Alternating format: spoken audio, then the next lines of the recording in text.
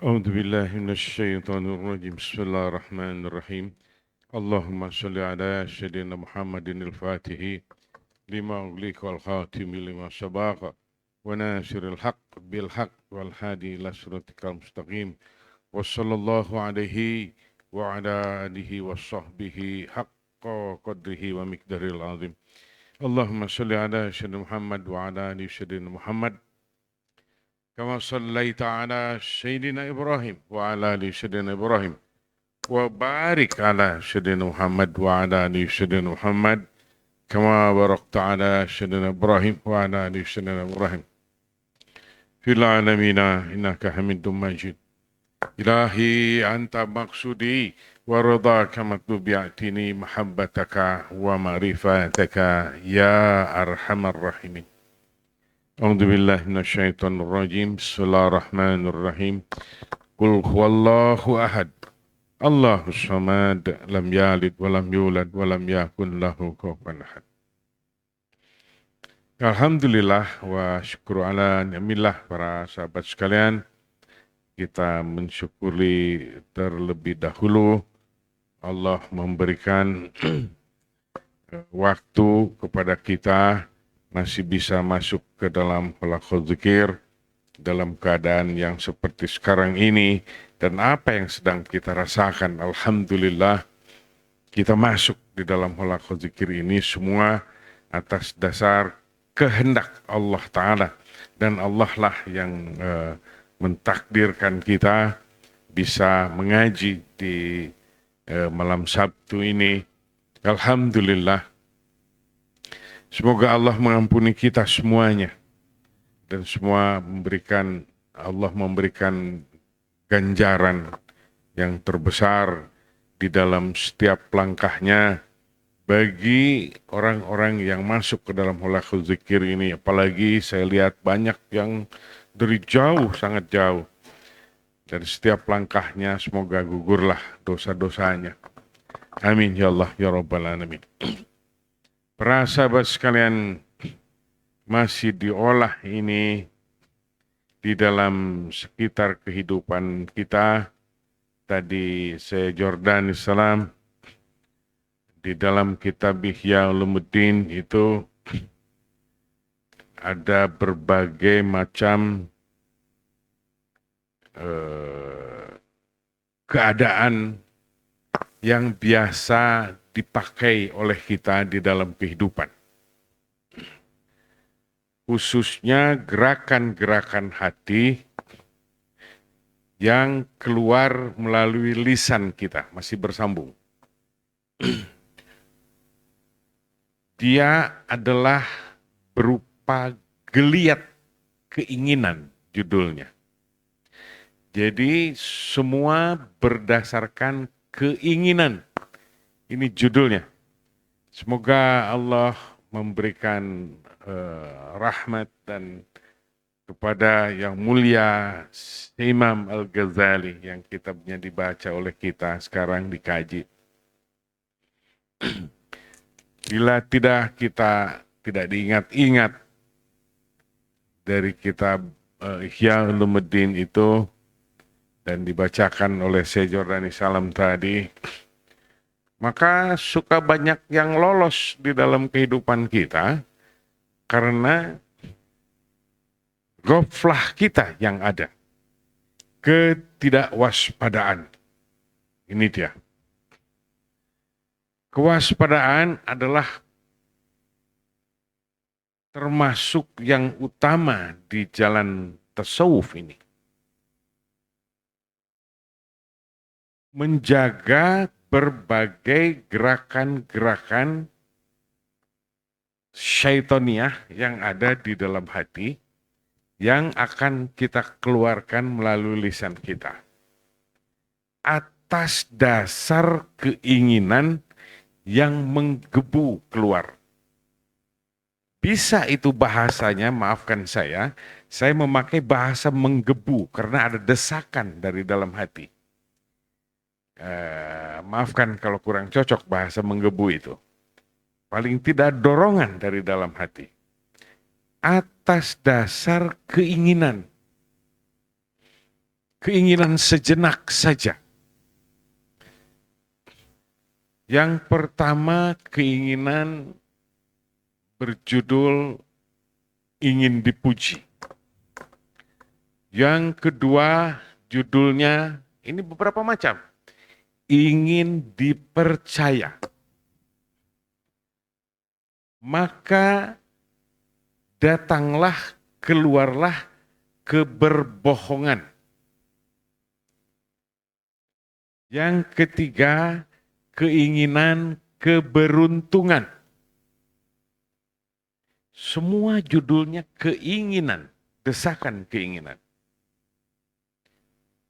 Sehingga dia ada kemampuan dari keinginan itu, dia mau mengorbankan kehormatannya, kesucian hatinya, sehingga dia bersumpah untuk sesuatu yang dia inginkan. Padahal dia berbohong. Perhatikan, kita tidak menyalahkan orang lain, maafkan, ya Allah ampuni kami semua yang ada di sini. Kalau kita sedang pergi berhaji atau sedang berumroh, itu orang-orang sana asli itu betapa mudahnya berbicara itu. Wallah, wallah. Masya Allah, paling ringan dia bicara. Wallah, oh ya Allah. Itu keinginan dipercaya oleh lawan bicaranya. Desakan. Sehingga dia korbankan kehormatan, kesucian hatinya demi ingin dipercaya. Padahal oleh orang yang selewatan. Namanya saja tidak tahu, dia orang mana, asalnya dari mana, berbahasa apa gerangan kadang-kadang, dia keluarkan itu. Wallah, wallah. Apalagi sama temannya. Betapa ringannya bahasa itu. Ini bisa datang dari sebuah budaya yang melulu berbicara tentang wallah, wallah. Dan itu bukan budaya yang baik. Menjual nama Allah demi keinginannya. Baik. Keberbohongan berangkat dari keinginan. Itu banyak jenisnya di dalam kehidupan. Seorang bapak pulang ke rumah. Ditanya oleh istrinya, hanya tentang waktu saja misalnya. Kok agak lambat pulangnya? Nah itu. Mungkin dia makan dulu, mungkin dia jalan-jalan dulu, atau apa dulu. Itu belum tentu jawabannya sama dengan yang dia lakukan di perjalanan. Sesuatu yang ringan. Kalau kita bicara saja seperti biasa, ini sesuatu yang lewat hanya sejenak. Mengapa tidak bicarakan sesuatu yang benar? Tapi tidak ada jaminan. Karena tertutup oleh keinginan. Keinginan itu bahasa ada desakan berupa an-nafs. Maka dari judul keinginan itu, bolehkah keinginan? Boleh. Tetapi keinginan yang mana yang harus kita bersihkan? Di dalam meraup segala macam keinginan ini. Tingkatan keinginan ini ada dari tahapan hanya sekedar pembicaraan antar kawan. Karena keinginan dipercaya, maka dihiasinya kata-kata itu dengan cerita-cerita bohong. Diindah-indahkannya cerita itu untuk memenuhi keinginan itu. Hanya sekedar berbicara saja. Maka kita sering mendengar dan kita sering mengkajinya di tempat ini. Bagaimana? Yang kata Nabi kalau tidak diperlukan lebih baik diam saja. Bagaimana para sufi yang melakukan samat tidak lagi berbicara, melainkan memakai isyarat-isyarat.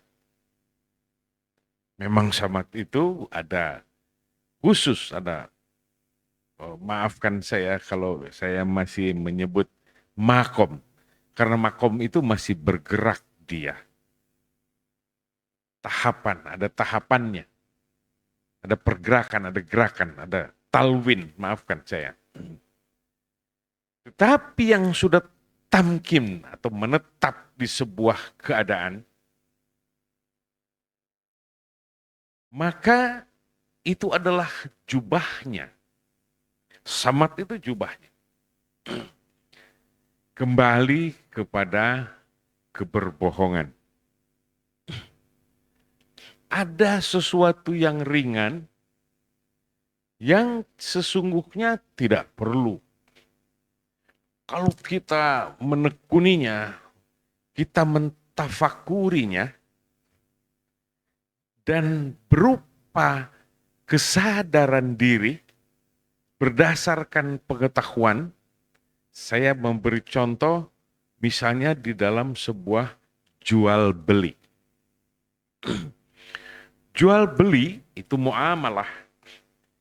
Itu adalah sesuatu yang dianjurkan untuk kita mencarinya. Tidak boleh diam. Tetapi gerakan kita akan pergi kemana? Bergeraknya melakukan jual beli atau berusaha, berupa itu muamalah, itu juga digerakkan oleh Allah Subhanahu wa Ta'ala. Maka sesungguhnya hakikatnya kita harus kembali. Rizki kita itu sudah ditentukan dan sudah ditakar oleh Allah Subhanahu wa Ta'ala. Hati kita tidak perlu meronta-ronta dengan segala macam keinginan. Tetapi keadaan manusia pada dasarnya dihinggapi keinginan yang disebut an-nafs itu. Ingin begini, ingin begitu. Mendengar sesuatu perdagangan atau apa dengan harapan menggebu dia di dalam dada. Perhatikan minggu lalu saya berbicara. Sudah mulai menjangkau. Ini kalau aku dapat segini, akan segini. Akan kubelikan ini. Uangnya belum di tangan, minggu lalu saya berbicara. Hati sudah berbicara, padahal belum di tangan uangnya. Allah belum menentukannya. Hati sudah berbicara, wah kalau gitu kurang. Berarti keinginannya, khayalannya terlalu jauh. Judulnya tetap keinginan. An-nafs itu. Baik. Ada lagi di dalam muamalah.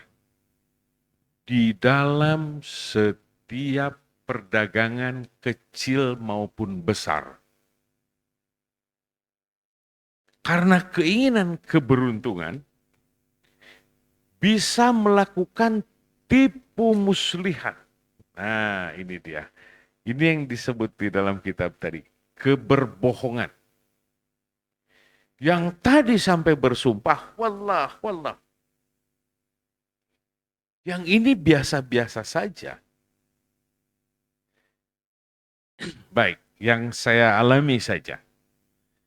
Karena di dalam ayat Al-Quran disebutkan, di minggu-minggu lalu saya sebutkan auzubillahi minasyaitonirrajim, ya ayyuhalladzina amanu lima taquluna ma la taf'alun. Yang kau mengatakan sesuatu yang tidak engkau kerjakan atau alami, mengerjakannya, melakukannya. Di masa lalu sudah lebih mungkin 10 tahun, apakah ada lebih mungkin jauh.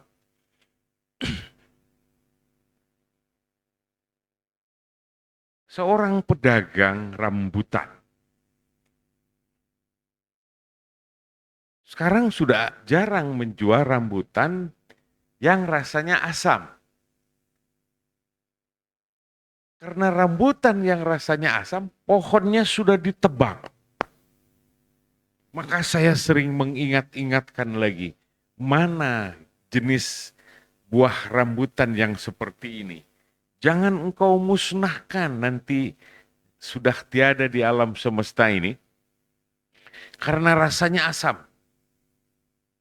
Tapi ada juga rambutan yang rasanya manis, tetapi kurang nyoplok dari bijinya. Macam-macam. Sang penjual rambutan ini biasanya boleh nggak dicoba? Nah, pembeli itu seperti itu. Oh, boleh dipetik satu lalu dibuka. Tapi keinginan penjual rambutan ini, dia memakai trik keberbohongan yang lebih tinggi daripada dasarnya. Begitu saya beli, kalau tidak salah dua ikat atau tiga ikat. Saya beli di depan kompleks. Begitu, ini manis nggak? Manis katanya. Begitu diangkat itu, ikatan yang 3 ikat itu diangkat gitu, ada yang jatuh satu. Nih cobain nih, jatuh katanya kebetulan. Dibuka, yang jatuh itu memang rambutan manis dan nyoplok dari ininya. Ini pengalaman saya ini, Om Medi. Manis. Saya beli itu 3-tiganya. Ini pengalaman nih. Malah tafalun. Ini pengalaman nih. Oke, sok ngagalih tilu bengket. Nah, dibeli 3 ikat itu.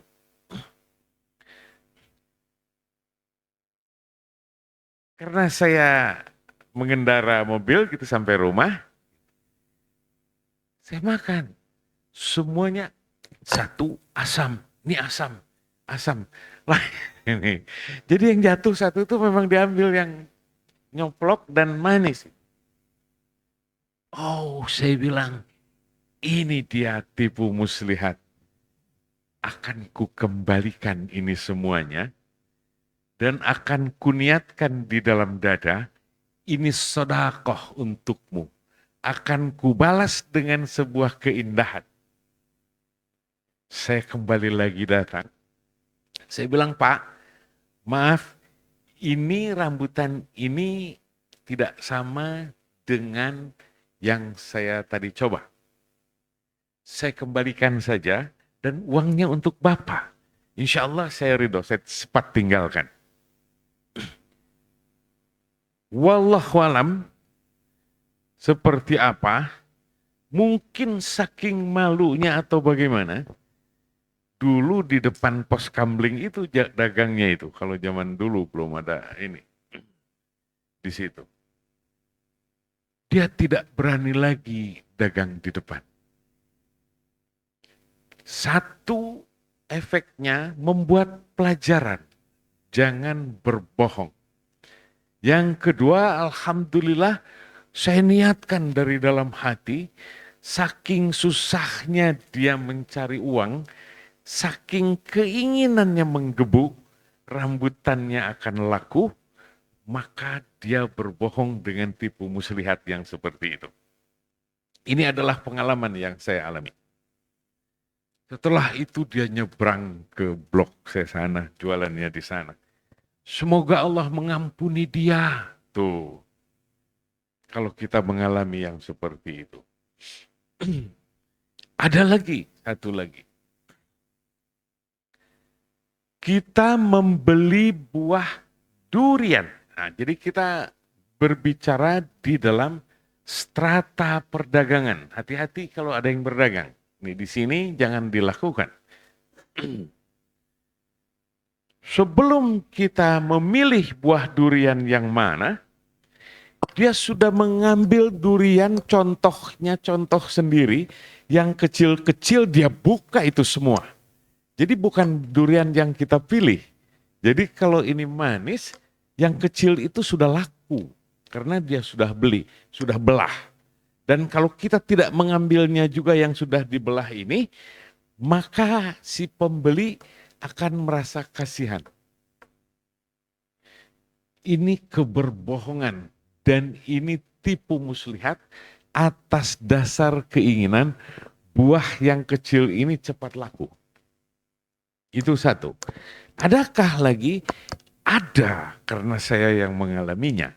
Nah, mana yang sudah manis?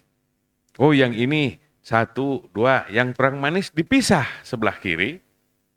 Yang sudah manis, yang sudah dibuka, yang akan dibeli dan harganya sudah jadi. Harga sepakat, tidak mengapa. Disimpan di sebelahnya, di dekatnya.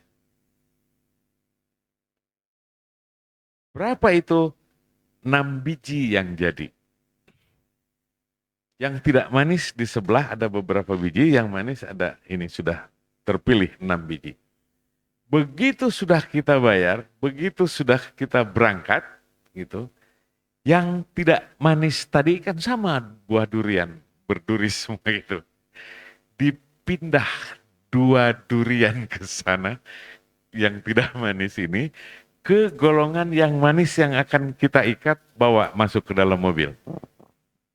2, karena keinginan di dalam jual beli berupa tingkah laku. Perhatikan, semoga di antara kita tidak ada yang seperti itu. Adakah lagi di dalam jual beli berupa tipu muslihat? Ada masih. Ini hasil renungan. Walaupun tidak perlu terlalu merenung terlalu jauh. Sebuah trik perdagangan yang dagang biasa saja. Tidak terlalu mahal dan tidak menjadikan kalau laku ini menjadi dapat uang dan menjadi orang kaya.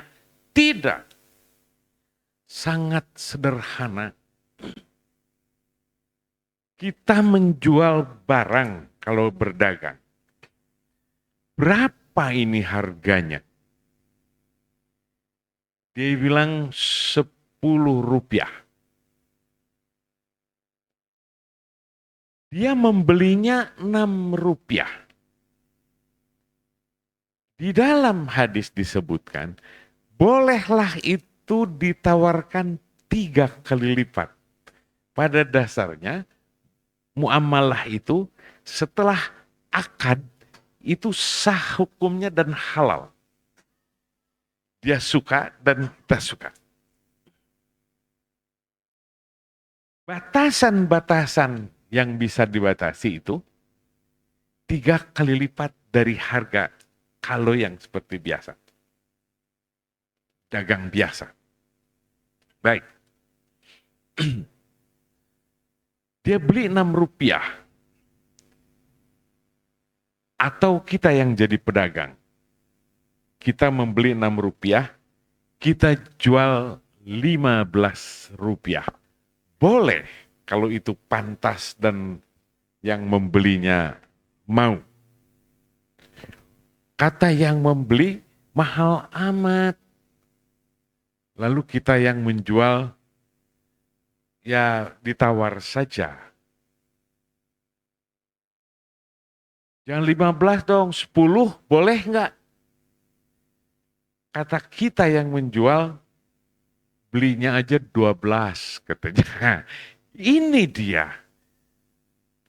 Kalaupun itu laku 15, belinya 6, 6 ke 6 lagi, ke 12 itu lebih 6. Haram hukumnya itu. Karena kita berbohong, padahal belinya 6. Bilangnya belinya 12. Lalu bagaimana sih kalau begitu berjualan? Bilang saja mau atau tidak. Jangan banyak berbicara kita. Tetapi desakan hawa nafsu, keinginan lakunya barang kita bisa terjadi dari tipu muslihat contoh-contohnya tadi dan perkataan yang kita keluarkan. Belinya 6, dia katakan 12. Dia berbohong. Maka yang itu diharamkan di dalam muamalah. Ini dia para sahabat sekalian. Adakah di dalam jual beli yang menjual atau yang membeli mempunyai pahala? Boleh. Yang berbohong tadi, kalau kita diturunkan ilmu pengetahuan oleh Allah Ta'ala atau kita mendengarnya dari para ulama, maka kita tidak berbuat lagi kebohongan di dalam muamalah kita. Ini hanya seputar muamalat saja. Bukan di dalam pembicaraan. Sudah terlalu banyak kita berbicara tentang pembicaraan kekejian, persangkaan, macam-macam. Lontaran-lontaran, menista. Kita sudah bicarakan di pengajian yang lalu. Ini keberbohongan berdasarkan keinginan yang punya keberuntungan. Baik, ada keberuntungan akhirat sesungguhnya di dalam jual beli. Ada.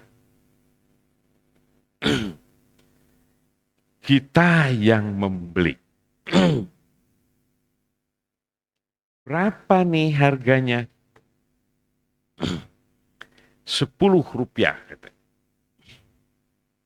Ah, 10 rupiah.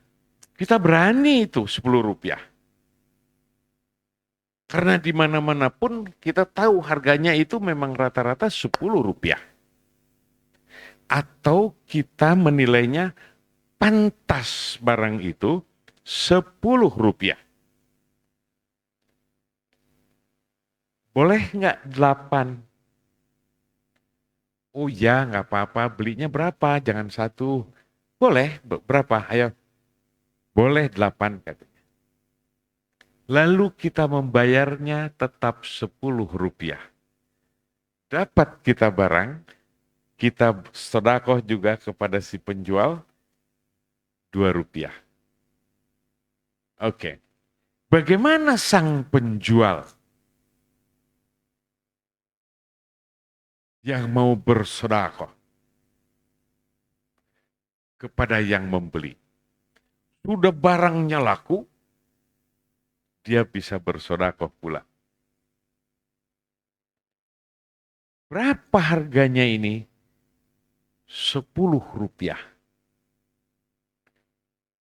Lalu orang itu membayar 10 rupiah. Padahal sudah dalam keberuntungan ini 10 rupiah ini. Setelah kita kembalikan, kita berikan barang yang kita jual, saya potong ini, bolehlah 9 rupiah. Ini sebuah keindahan.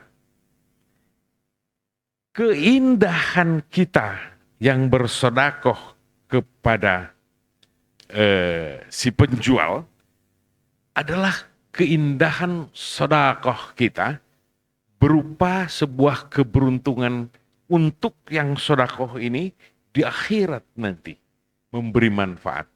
Bagaimana keuntungan sang penjual tadi yang sesungguhnya dia sudah beruntung dan yang membelinya pun berani, tetapi saat itu dia memotongnya. Dia akan mendapatkan dunia wal akhirah. Di dunianya dia dapat keberuntungan, dibayar segitu. Di akhiratnya dia dapat memotongnya itu, meringankan beban orang itu, dan karena diperbuat seperti itu, dia akan menjadi langganan kita, penjual yang baik. Enak si mamang itu mah, si bapak itu mah enak. Padahal segitu harganya dipotong. Maka karena kebaikan sang penjual berlaku seperti itu, dia dapat akhirat sebagai sedekah juga kepada yang membeli, dapat juga pahala di dunia menjadi langganannya. Ini dia, di dalam setiap gerakan-gerakan, mengapa kebohongan-kebohongan itu harus kita memakainya atas dasar desakan dari dalam hati. entah yang paling ringan, sebuah perkataan yang dilebih-lebihkan, atau berupa keinginan sesuatu yang itu akan menguntungkan berupa harta benda atau berharap akan pujian-pujian di dalam dada. Ini dia di dalam pengajian tasawuf ini betapa kecil-kecil hal yang seperti itu tidak akan bisa terlihat apabila kita tidak ada di dalam sebuah kewaspadaan. Lalu bagaimana kewaspadaannya itu? Riyadah wa mujahadah. Dawamul dzikri wa dawamun ubudiyah. Ini dia. Allah akan berikan rincian-rincian yang sangat mendetil dan akan terlihat oleh kita lalu dijadikan adab di alam semesta ini. Betapa seluruh makhluk yang bisa bergaul dengan kita, makhluk akan tergembirakan. Sekalipun makhluk itu akan berbuat jahat kepada kita, insya Allah kita ridho atas hal-hal yang telah ditentukan oleh Allah Subhanahu wa Ta'ala kepada kita. Kalau keadaannya seperti itu, Allah sangat mengerti. Ini makhluk ciptaan Allah yang seperti itu mempunyai adab yang indah. Mengapa seperti itu? Allah pula yang memberikannya. Kita bisa riyadah, bisa mujahadah, dan bisa berakhlak yang indah. Seperti yang kita selalu memintanya, agar kita apa yang diajarkan oleh Rasulullah SAW sampai kepada kita dan sampai untuk umat manusia menjadi rahmat bagi alam semesta. Semoga Allah mengampuni kita semuanya. Semoga Allah di malam hari memberikan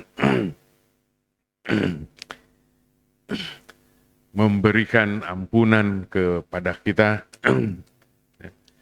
Semoga Allah memberikan apa yang kita inginkan dari dalam hati kita berupa sesuatu yang halal, berupa mendoakan orang-orang lain dan semua doa-doa sesama orang Islam atau umat Rasulullah SAW dimanapun berada, yang masih ada dan yang telah tiada, juga termasuk para syuhada semuanya. Amin ya Allah ya Rabbal Alamin. Sallallahu alaihi